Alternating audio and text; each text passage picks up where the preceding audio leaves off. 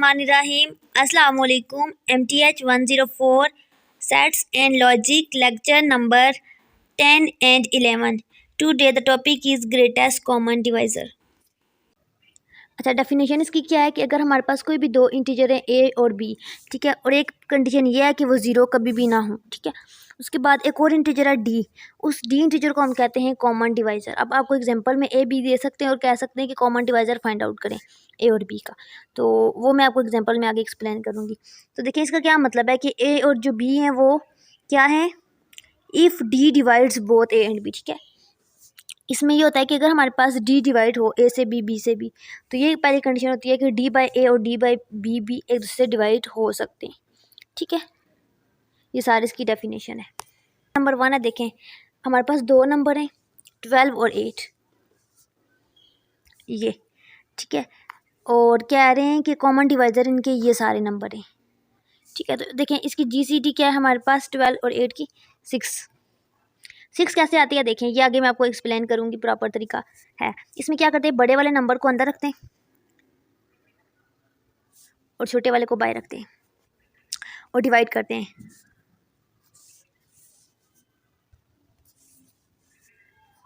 यहाँ पे हमारे पास क्या बचेगा 6, और जो 12 होगा वो अंदर चला जाएगा।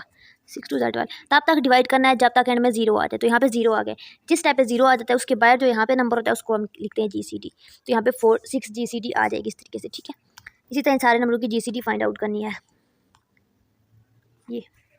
उसके बाद एक एग्जाम्पल है, एक प्राइम नंबर है, we have GCD PA is equal to BA, ठीक है। प्राइम नंबर की GCD भी प्राइम नंबर ही सारा ये, ठीक है, इसकी कंडीशन है।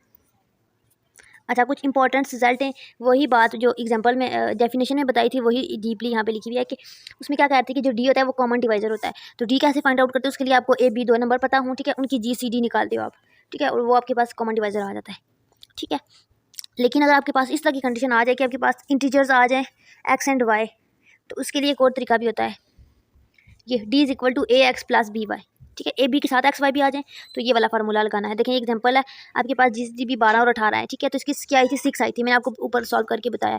इसको आप कहते हो डी, लेकिन कह रहे हैं कि डी आप इस फॉर्म में निकालें। तो देखें A X plus B Y लिखेंगे तो X Y as it is और ए और बी की वैल्यू लिखेंगे तो आपके पास सॉल्व आउट करके आ जाएगा।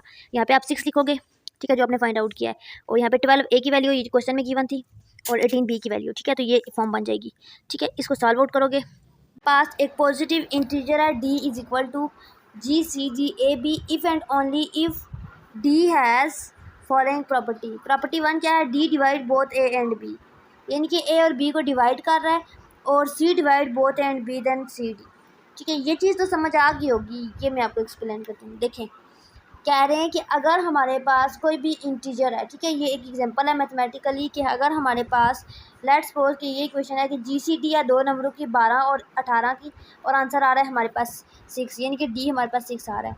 तो कह रहे हैं कि ये अगर हमारे पास कंडीशन है तो हमारे पास अगर एक और नंबर आ जाता है C और वो डिवाइड करता है A और B को, तो हम कहते हैं कि C/D हो सकता है। देखिए कह रहे हैं कि पहले क्या पढ़ते थे कि 6 डिवाइड करेगा 12 को, ठीक है, या 6 डिवाइड करेगा 18 को, यानी कि दोनों कंडीशन होंगी तभी सेटिस्फाइड होगा। अब हमने एक और कंडीशन लेनी है, तो उसके लिए हम लेट करते हैं कि कौन सा नंबर है जो 12 से भी डिवाइड होता है, 18 से भी और 6 से भी, तो वो नंबर है 3, ठीक है। तो कहते हैं कि लेट कि हमारे पास एक नंबर है 3, ठीक है, और 3 डिवाइड करता है 12 को भी 18 को भी, ठीक है। तो हमारे पास कह देते हैं कि 3 डिवाइड कर रहा है 6 को भी डिवाइड करेगा। ऑटोमेटिकली बात है कि अगर हमारे पास एक नंबर इसको भी डिवाइड कर रहा है, इसको भी डिवाइड कर रहा है, तो फिर डी को भी डिवाइड करेगा। ये कंडीशन इसमें बता रहे हैं, ठीक है। उसके बाद इसकी कुछ प्रॉपर्टीज़ हैं, प्रॉपर्टीज़ को आपने अच्छे से पढ़ना है, समझना है। देखिए कह रहे हैं कि अगर हमारे पास दो नंबरों की GCD निकाल रहे हैं A B की, ठीक है, उसमें अगर हम ऑर्डर चेंज करते हैं, जैसे A B था B A कर दे, ठीक है, तो कोई भी फ़र्क नहीं पड़ता, आंसर सेम आता है, क्योंकि GCD में हम दो नंबरों को डिवाइड करते हैं तो दोनों में से देखते हैं कौन सा बड़ा नंबर है, तो ऑर्डर मैटर नहीं करेगा, ठीक है। उसके बाद अगर हमारे पास x 0 से बड़ा है, यानी कि कोई गिनती का पॉजिटिव नंबर है, ठीक है, तो हम क्या करेंगे, देखें अगर हमारे पास एक नंबर है AX BX, ठीक है, इसमें से कोई भी नंबर डॉट जो x है वो दोनों सेम है दोनों साइड पे, तो यहाँ से हम कॉमन ले लेंगे भाई, ठीक है। ये वाली कंडीशन भी सेटिस्फाइड होगी, किस कंडीशन में, जब x 0 से बड़ा होगा, यानी कि पॉजिटिव होगा। जैसे कि हमारे पास 12 18 दो नंबर थे, इनको हम तोड़ते हैं 3/4 3.6, 3 4 12 6 3 18, ठीक है। तो क्या रहे हैं कि दोनों साइड पे 3 आ रहा है, तो यहाँ से हम 3 को बाहर निकालेंगे और 4 6 की GCD निकाल सकते हैं। ठीक है, तो इसकी GCD निकाली है तो आंसर आया 2 और 3 से मल्टीप्लाई हो गए 2 6 ही देगा। ठीक है, ये अप्लाई हम इसलिए करते हैं प्रॉपर्टी के, ताकि क्वेश्चन ज़्यादा कॉम्प्लिकेटेड ना हो। उसके बाद ये इसकी नेक्स्ट प्रॉपर्टी है कि डी अगर हमारे पास है GCD A B के इक्वल है, तो हम GCD A अगर मतलब यही कंडीशन है, कोई नंबर डिवाइड हो रहा है ए के दोनों साइड पे यहाँ पे अंदर, ठीक है, तो उसकी GCD हमारे पास हमेशा 1 आती है, ये याद रखना। ये MCQs में पूछ सकते हैं छोटी छोटी चीज़ें। ठीक है, उसके बाद एक इंटीजर है x, उसमें हम GCD निकाल रहे हैं ए बी की, तो देखें GCD of A, B plus AX। ठीक है, ये होगा, ये नहीं कि अगर हमारे पास एक साइड पे A, B था ना, तो B वाली साइड पे प्लस AX हो रहा है, यानी कि कोई भी नंबर एक साइड पे प्लस हो रहा है, तो ऐसे भी हम इसको सॉल्व आउट कर सकते हैं। अच्छा, इसमें क्या है, इसमें ये है कि अगर हम इसको इसमें मोस्ट इफिशिएंट एल्गोरिथम है। ठीक है, ये MCQ पूछ सकते हैं। इसमें वही कंडीशन है जो पहले थी कि D is equal to GCD A B। अब इसमें नई चीज़ क्या आ गई कि इसमें हमारे पास X Y भी हम फाइंड आउट कर सकते हैं इस रिलेशन को यूज़ करके, DAX प्लस BY। ये आगे हम यूज़ करेंगे, कैसे यूज़ करेंगे बताऊँगी। उसके बाद ये इसकी डेफिनेशन पढ़ लेना अच्छे से। अच्छा, ये एक एग्जांपल है, कह रहे हैं कि अगर हमारे पास दो नंबर हैं A और B, ठीक है, ये और B, तो कह रहे हैं कि D जो है वो GCD A B निकालें। ठीक है, तो देखें A B C की GCD कैसे निकालते हैं, एक नंबर है A एक B, तो A नंबर को हम देखेंगे बड़ा कौन सा है, बड़े वाले नंबर को रखेंगे अंदर, छोटे वाले को बाहर रखेंगे और डिवाइड करेंगे। यहाँ से समझने वाली चीज़ है, यहाँ पे मैं बता इंपॉर्टेंट चीज़ है। ठीक है, समझ लीजिए, ये इंपॉर्टेंट क्वेश्चन है, पेपर में आ सकता है। ठीक है, इसमें हम डिवाइड करेंगे, तो डिवीजन में हमारे पास बच गया 36 और ऊपर बच गया 3। ठीक है, अब हम क्या करेंगे, जो नंबर बाहर होगा उसको नेक्स्ट स्टेप में अंदर रख लेंगे और जो अंदर होगा उसको बाहर रखेंगे। जैसे कि ये यहाँ पे बाहर था ना 168, तो यहाँ पे आप 168 अंदर रखेंगे और 36 को बाहर रखेंगे, सॉल्व आउट करेंगे। नेक्स्ट उसके बाद हमारे पास यहाँ पे बच गया 36 24। अब हम 36 को अंदर रखेंगे, 24 को बाहर रखेंगे। ये काम हम तब तक करते रहेंगे जब तक हमारे पास एंड में 0 ना बच जाए। आप इसकी कैलकुलेशन यहाँ पे नीचे यूँ भी कर सकते हो। आपने 8th क्लास की अगर मैथ पढ़ी है तो आपने इस तरह के क्वेश्चन पढ़े होंगे, लेकिन इन्होंने अलग अलग स्टेप किए, आप ऐसे जोड़ के भी कर सकते हो, क्योंकि आपका पेपर मैथ टाइप पे होगा और जाहिर है वहाँ पे आप कैसे आपके लिए कॉम्प्लिकेशन होगी, इसलिए आपने अलग अलग ही करना है। ठीक है, स्पेस देके। तो मैथ टाइप अगर यूज़ करने में आपको कोई मसला है तो उस पर भी मैंने वीडियो अपने चैनल पे बनाई है, उसका लिंक मैं इस वीडियो की डिस्क्रिप्शन में ऐड कर दूँगी, आप वहाँ से देख लेना कि मैथ टाइप को कैसे यूज़ करते हैं। ठीक है, अच्छा, उसके बाद यहाँ पे देखें हमारे पास जो आंसर आ गया, ठीक है, कि हमारे पास GCD क्या आई है, ये वाला नंबर आया है, यानी कि आंसर हमारे पास ये 12 आया है। अच्छा, अब देखें हमने क्या कहा था कि किसके इक्वल है, D is equal to AX plus BY। ठीक है, ये कंडीशन पढ़ी थी ना आपने, तो कह रहे हैं कि D हमारे पास क्या आया है 12, A हमारे पास आया है 540 क्वेश्चन में गिवन था और 168। ठीक है, यानी कि अगर हम इसी क्वेश्चन को पहले इस फॉर्म में लिख के आंसर दे देते थे, अब हम अगर स्पेशल तरीका यूज़ करें, ठीक है, तो उसके लिए हमने ये चीज़ें सॉल्व आउट करनी है। नेक्स्ट इक्वेशन पढ़ी थी वो, तो इसके लिए हमारे पास XY होना ज़रूरी है। अब इस इक्वेशन को यूज़ करके हम XY निकालेंगे। यहाँ पे मुझे स्क्रीन को छोटा करना पड़ेगा। ठीक है, क्या है कि XY फाइंड आउट करना है, वही एग्जांपल जो ऊपर किया ना उसी एग्जांपल को यूज़ करके आपने XY फाइंड आउट करना है। तो यहाँ से आगे मतलब हमने स्टार्ट करना है। ये एग्जांपल तो और है वैसे, लेकिन समझे कि वही एग्जांपल का उसी का पार्ट है, तो उसे आगे नेक्स्ट है। देखें, सबसे पहले हम लिखते हैं जो यहाँ पे होती है बायर चीज़, यहाँ पे जो चीज़ होती है बायर, उसको ये जो चीज़ होती है ना 520, इसको हम रखेंगे बायर। ठीक है, एक साइड पे इज इक्वल टू, अब इक्वल टू के उस साइड पे हम लिखते हैं दोनों को मल्टीप्लाई करते हैं, इन दो नंबरों को मल्टीप्लाई करते हैं। ठीक है, ये देखें, और फिर प्लस डाल के नीचे वाला नंबर लिखते हैं। ठीक है, और सॉल्व आउट करेंगे तो हमारे पास ये फॉर्म बनेगी। ठीक है, मज़ीद फुल सॉल्व आउट नहीं करना, बस इतना सॉल्व आउट करना है। फिर इस तरह नेक्स्ट के लिए करेंगे, तो नेक्स्ट में हम क्या करेंगे, ये नंबर लेंगे एक साइड पे। ठीक है, फिर दूसरी साइड पे हम इन दो नंबरों को मल्टीप्लाई करेंगे, 36 को 4 को, तो ये देखिए ये, और प्लस करेंगे डिनोमिनेटर वाला नंबर। ठीक है, इसी तरह तीनों को करेंगे, तब तक करेंगे जब तक ये हमारे पास सारे स्टेप नहीं आ जाते।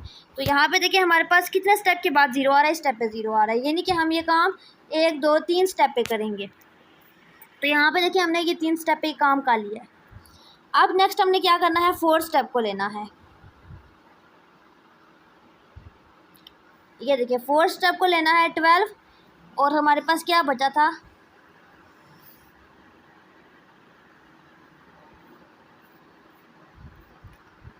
ये देखें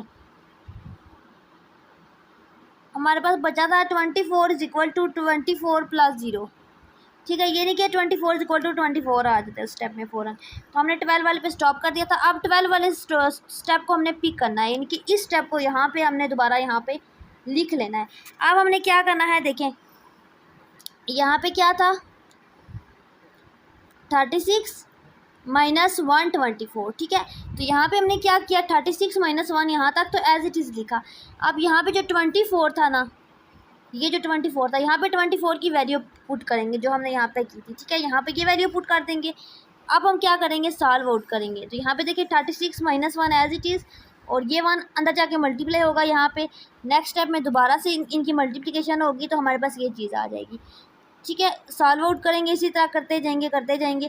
36 आ गया, अब 36 वाली वैल्यू पुट करेंगे यहाँ पे अंदर, ठीक है। ये अब हमारे पास 36 की वैल्यू आ जाएगी यहाँ पे 5 वाली जगह पे, ठीक है। ये देखिए 36 था, माइनस 168 की जगह पे 168 एज इट इज़ आ जाएगा, ठीक है। सॉल्व आउट करेंगे और एंड पे हमारे पास इस तरह की वैल्यू आएगी 5 समथिंग प्लस समथिंग, मतलब कुछ वैल्यू आ जाएगी, जैसे यहाँ पे -1 आएगी।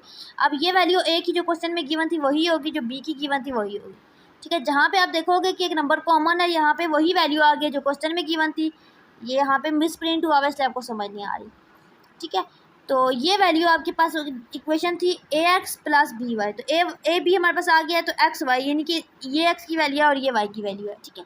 इस तरह LCM जिसको आप कहते हो। अच्छा, इसकी डेफिनेशन को आपने रीड आउट सारा कर लेना, इसमें कुछ एक्सप्लेन करने वाला नहीं है। इसकी एग्जाम्पल मैं करवाती हूँ, उसमें देखें कह रहे हैं कि अगर हम एक नंबर है LCM लेते हैं 2 3 का, तो हमारे पास 6 आंसर आता है। तो सिंपल सी बात है 2 के मल्टीपल लिखेंगे, जैसे कि यहाँ पे लिखे हुए,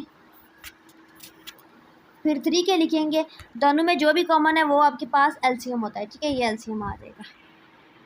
इसी तरह आपने इसका निकालना है, इसका निकालना है, ठीक है। और तो यहाँ पे ये हाफ है, कंप्लीट सॉल्व नहीं हुआ हुआ। अच्छा, एक इंटीजर है ए, और कह रहे हैं कि ये इसकी कंडीशन है कि अगर हमारे पास ऐसी कंडीशन आ जाती है कि एक साइड पे 1 हो, ठीक है, तो हमारे पास दूसरा जो नंबर होता है वही आंसर में आता है। लेट्स सपोज कि अगर हमारे पास था 1 5 था, तो आंसर में ये 5 आएगा, ठीक है। ये अपनी प्रॉपर्टी याद रखनी है। उसके बाद ये है कि अगर हमारे पास प्राइम नंबर है तो ये वाली कंडीशन सेटिस्फाई होगी, ठीक है। ये आपने कंडीशन याद करनी है।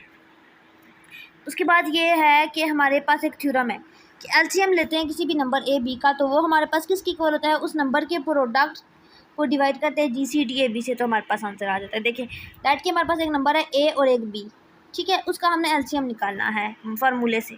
तो देखें इसके लिए हम क्या करेंगे, सिंपल सी बात है, ए और बी दोनों नंबरों को ऊपर मल्टीप्लाई करेंगे इस फार्मूले के अकॉर्डिंग, और नीचे क्या करेंगे GCD निकालेंगे, इन दोनों नंबरों की GCD निकालेंगे वही, और एंड में जो आंसर आएगा वो लिखेंगे। तो इसकी GCD 84 आई थी सॉल्व आउट करके, तो इन दोनों को करेंगे तो आ जाएगा आंसर, ठीक है, सॉल्व आउट। और यहाँ पे हमारा आज का लेक्चर ख़त्म हो गया है। होप कि लेक्चर आपके लिए बेनिफिशियल रहा होगा, आपको अच्छे से समझ आ गया होगा। बाकी कमिंग लेक्चर के लिए चैनल के साथ इन टच रहे, चैनल को सब्सक्राइब करें, दुआ में याद रखें। अल्लाह हाफिज़।